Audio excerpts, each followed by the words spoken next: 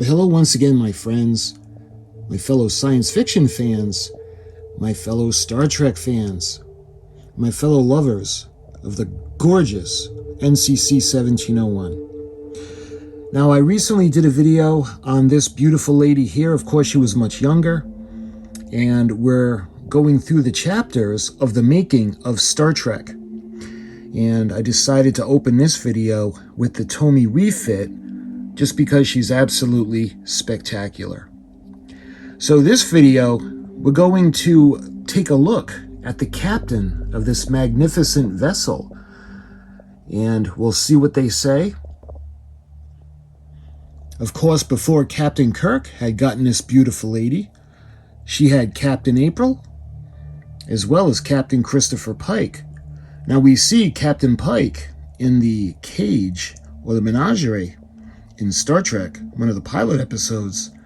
But we're going to read and we're going to learn about the finding of the captain for the U.S.S. Enterprise in Star Trek.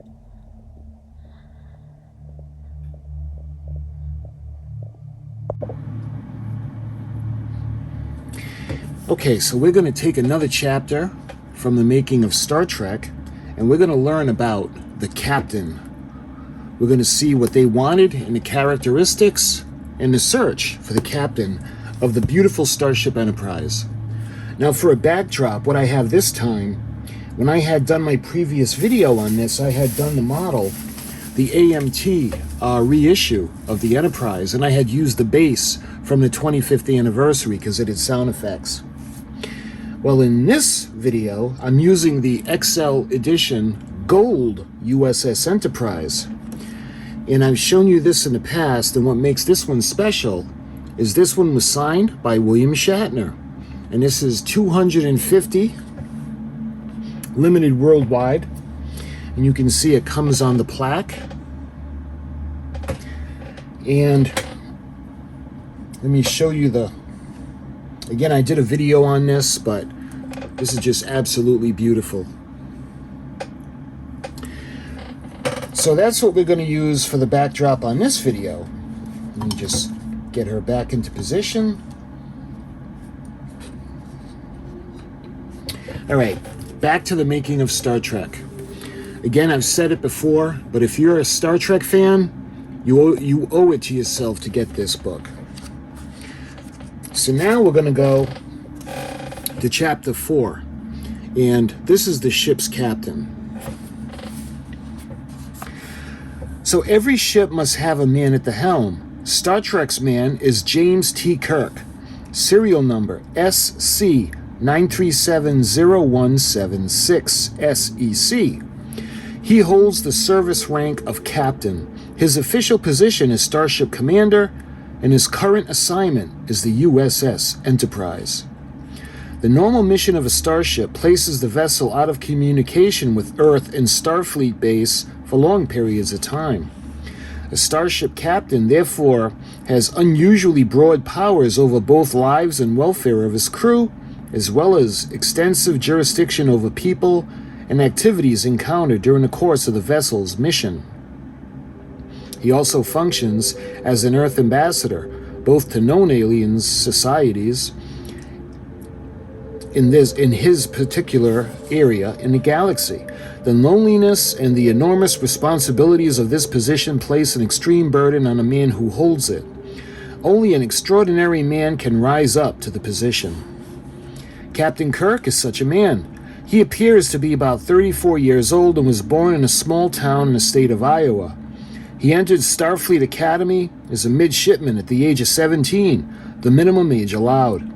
He attended the academy and finished in the top 5%. Kirk rose very rapidly through the ranks and received his first official command, the equivalent of a Star-class destroyer spaceship, while still young.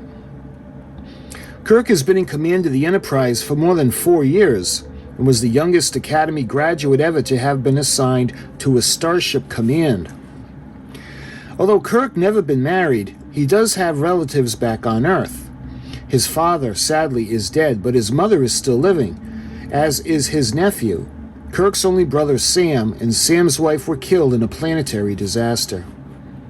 James T. Kirk is an idealist, rather sensitive with a strong complex personality. Constantly on trial within himself, he feels acutely the responsibility of his position and is therefore fully capable of letting the worry and frustration lead him into error.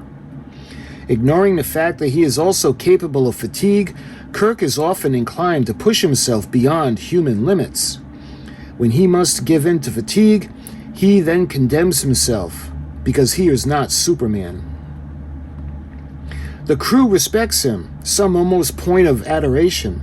High regards for the captain notwithstanding, no senior officer aboard is fearful of using his own intelligence in questioning Kirk's orders and will be strongly articulate up to the point where Kirk signifies his decision has been made. The young captain is definitely a man of decision and decisive action. In many respects, Kirk resembles the captain of the 18th century ship of the line, Captain Horatio Hornblower. Anyone familiar with the C.S. Forrester's famous Hornblower series will quickly recognize similarities in the personalities of both men. It should be not surprising to learn that Gene Roddenberry rates Captain Horatio Hornblower as one of the all-time great adventure characters in fiction. Recognizing the value of specialists aboard, Kirk often solicits information and estimates from his principal division officers before making his decision. In a final analysis, however, Kirk will make the decision.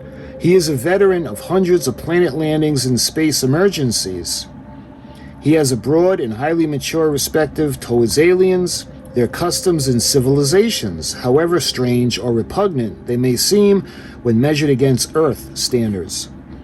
The loneliness of command is intensified for Kirk by his continuing struggle with himself to preserve, in the eyes of the crew, the image he feels necessary to project. Because he sets impossibly high standards for himself, there are few aboard with whom he can talk without fear of showing what he fears may be construed as a weakness. He has therefore placed himself in the form of self-imposed exile from the rest of the crew. There are only two people to whom Kirk allows himself to unbend at all. One is Mr. Spock. The science officer's friendship with the captain is based on logic, high mutual respect, and his strong Vulcan loyalty to the commander. When a Vulcan takes an oath, it would be against all honor and tradition to break it, and death would be preferable. If such a thing were to happen, it would seem like the logical thing to do. Kirk must necessarily confide in the ship's surgeon, Dr. McCoy, who has the medical responsibility constantly to be aware of the state of the captain's mind, emotion, and physical bodies. The relationship that exists between Kirk and McCoy is quite different from that which exists between Kirk and Spock. The captain and the doctor are usually close friends, in the true sense of the word. Although Spock feels the same way, for a Vulcan to admit such emotions would be a declaration of weakness. Long ago, Captain Kirk consciously ruled out any possibility of any romantic interest while on board the ship. It is involvement he feels he simply could never risk. In a very real sense, he is married to the ship and his responsibilities as captain to her. There have been 3 significant romances in Kirk's past prior to the assuming of Starship Command. While he's still a midship at the Academy, he became intensely involved with a young woman named Ruth. As often happens in a military service, he went into space service and then somehow didn't manage to get back in time, and Ruth married someone else. The second woman was Lieutenant Commander Ariel Shaw. Although their relationship had meant a great deal to them both, differences in life philosophy caused a breakup, and they subsequently went their separate ways.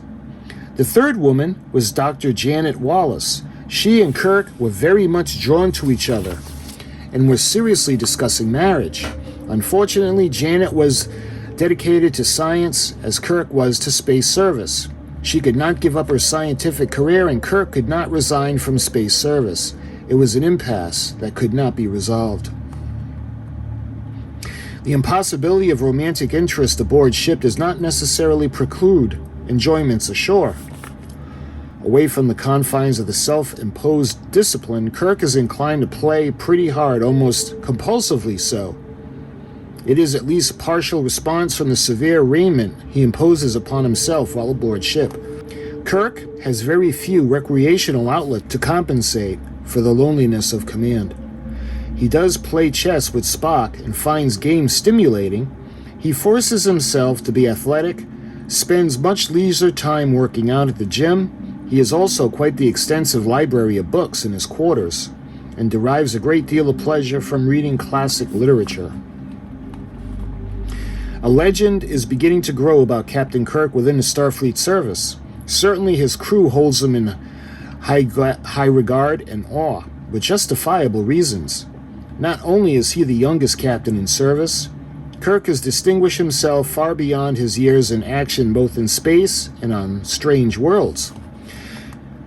His commendations include Palm Leaf of Axanar, Peace Mission, Grand Kite Order of Tactic Class of Excellence, Prentieri's Ribbon of Commendation, First Class and Second.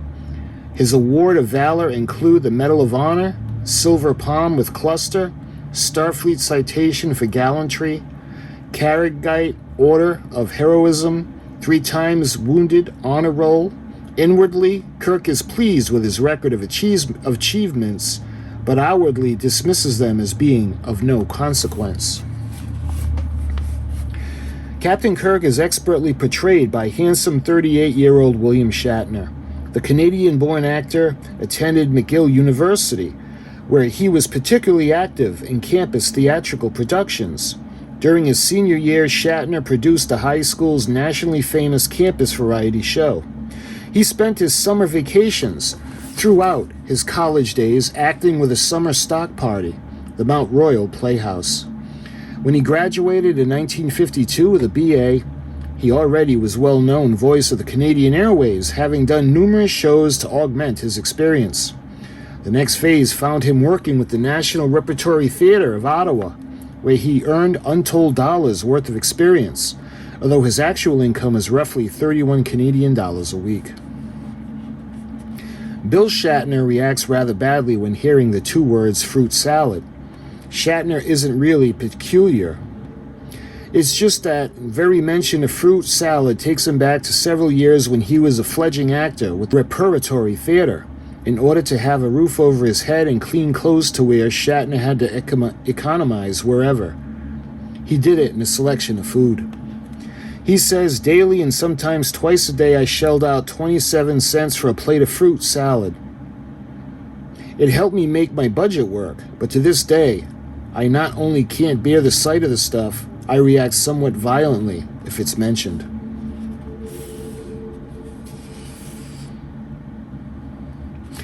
To many, Shatner's early days of struggle might sound somewhat romantic. Shatner says they were hell. I got through them because in front of me was a dream. I hope to become as fine an actor as Laurence Olivier. Upon returning to New York, Shatner became one of the live TV's busiest actors, starring in such important dramatic shows as Goodyear, Playhouse, Philco Playhouse, Studio One, Circle Theater, and Omnibus. So a television star's time is not always his own. There are increasing demands on time. I have spent maybe 5 lunch hours in which I haven't worked in some fashion or the other. Particularly public interviews. I enjoy the interview. I prefer to talk about other things than myself. But this is part of my job, part of the publicity to attach to it. I feel after many years as an actor that this series is a very successful thing. And I want to be sure, very careful, that I do as much grasp of the opportunity as I can. Shatner often offers suggestions on a set during shooting. I know my parts. I know what I am capable of in many areas. I have to be very careful that I don't alienate the other people. I am in a particular position of being the star of the show, and many other things go on directly as a result from me. So if something is bad and I'm involved, it's up to me to correct it. Now, if I were to take advantage of this, there would be a great deal of trouble. But there have never been any difficulties so far. Far from it. We all bend over backwards to work together. In many instances, I have been able to help in the writing of the script. I sometimes have an idea that a director can use, and we have become so friendly with the directors that it has become a marvelous give and take relationship. In television, the star of the series has much more power, to use a bad term that is ordinarily given to an actor. It's equivalent, I would think, to the power of the star, a big star in a big film. It takes very strong, powerful director to curb that star. That power can corrupt, I am sure, but at this point, I don't feel it has. If it does happen, I hope someone stops me fast. And what if Star Trek is a huge 5-year hit TV show? That would suit me fine. That's what I've worked for. Although I've compromised my dreams, I haven't given them up entirely. If Star Trek is a long-running success, it will mean 5 or 6 years I can go back to the stage and do what I choose. If the series isn't successful, I'll just begin slugging it out again. They say fruit salad is healthy for a fellow.